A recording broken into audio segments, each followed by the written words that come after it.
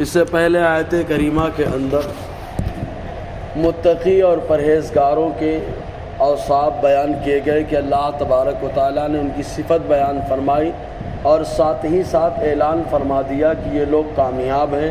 اور اللہ تبارک و تعالیٰ کی عادت جاریہ ہے کہ جب بندوں کو ان کی خوبیوں کی تعریف کرتا ہے، ترغیب دلاتا ہے، شوق دلاتا ہے، تو ساتھ میں شرارت کرنے والوں کو خوف بھی دلاتا ہے، ترغیب بھی فرماتا ہے۔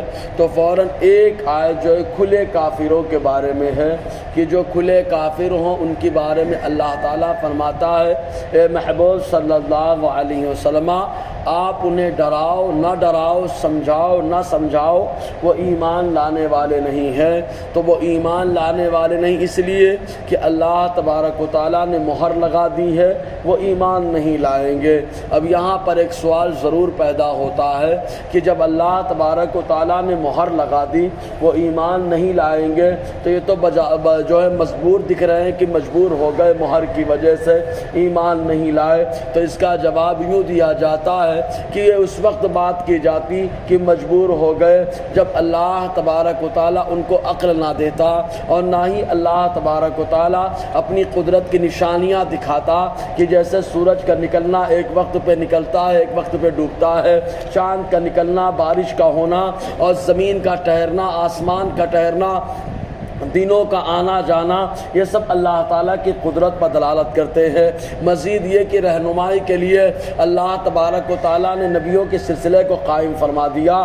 جب تمام معاملات کو اللہ تعالیٰ نے رکھا تو اب یہ مجبور محض نہیں ہوئے، بلکہ اللہ تعالیٰ اگر ان سے عقل لے لیتا اور کوئی دلیل نہ رکھتا اور کسی نبی کو نہ بھیجتا تب ایسی صورت میں کہا جا سکتا تھا۔ بہرکیف تو اللہ تعالیٰ نے ان کو مجبور محض نہیں بنایا، بلکہ ان کے اندر شرارت اور خباثت تھی، جس کی وجہ سے اللہ تعالیٰ نے فرمایا محبوب یہ ایمان لانے والے نہیں ہے۔ اب یہاں ایک بات قابل غور یہ ہے کہ اللہ تعالیٰ فرماتا ہے کہ جنہوں نے کفر کر دیا۔ اب یہ کفر کیا چیز ہے، کفر کا لغوی معنی کیا ہے اور کفر کتنے قسم کا ہوتا ہے، قرآن میں کتنے قسم کا جو ہے کفر کا معنی کتنے معنی میں لفظ کتنے معنی میں استعمال کیا گیا۔ تو کفر کا لغوی معنی ہوتا ہے والستر اب التغطیہ، یعنی چھپنا، چھپانا، یہ معنی ہوتا ہے اس کا۔ اسی لیے وہ بندہ جو اپنے بدن کو چھپاتا ہے اس کو مستور کہا جاتا ہے، عورتوں کو مستورات کہا جاتا ہے کیونکہ وہ اپنے آپ کو چھپاتی ہے۔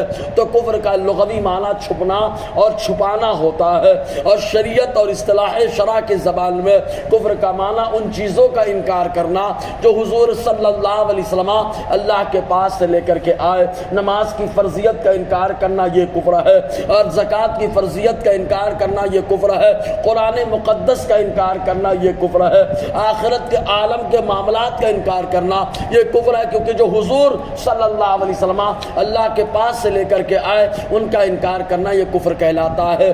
کفر قرآن مقدس میں 4 معنی میں استعمال کیا گیا۔ پہلا معنی جو کفر استعمال کیا گیا وہ ایمان کے مقابل میں استعمال کیا گیا، خود یہاں پر بھی اس کا ذکر ہے۔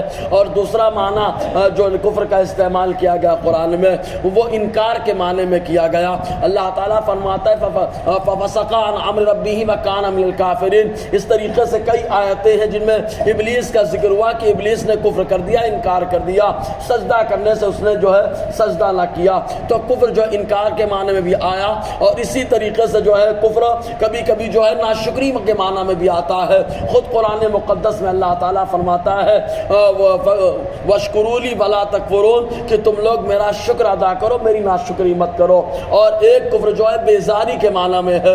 خود اللہ تعالیٰ قرآن مقدس میں اس تعلق سے ارشاد فرماتا ہے کہ جس دن یوم یکفر بعضکم ببعض، جس دن جو ہے بعض سے بیزار رہیں گے، وہ قیامت کا معاملہ۔ تو اس طریقے سے 4 معنوں میں کفر استعمال کیا گیا، ایک ایمان کے مقابل، ایک انکار کے معنی میں، اور ایک ناشکری کے معنی میں، ایک بیزاری کے معنی میں۔ پھر مزید یہ کہ 4 طریقے سے کفر کا استعمال ہوتا ہے۔ ایک کفر انکار کے معنی میں ہوتا ہے، کفر انکار کے معنی میں جیسے کافر انکار کر رہا ہے تو وہ انکار کے معنی میں آ گیا۔ اور ایسے ہی ایک کفر جو ہے کفر انکار اور ساتھ میں کفر جحود کے معنی میں آتا ہے کہ بندہ اس سلسلے میں جیسے ابلیس کا انکار کرنا اور ایمان لانے کے بعد مرتد ہو جانا، یہ کفر جحود اور بے دینی کہلاتا ہے۔ اور ایک کفر جو ہوتا ہے کفر عنادی ہوتا ہے کہ بندہ سب کچھ جانتا ہے لیکن انا کی وجہ سے کچھ تسلیم کرنے کے لیے تیار نہیں ہے، اس کا دل بھی مان رہا ہے کہ یہ صحیح ہے لیکن عناد اور تعنت کی وجہ سے ماننے کے لیے تیار نہیں۔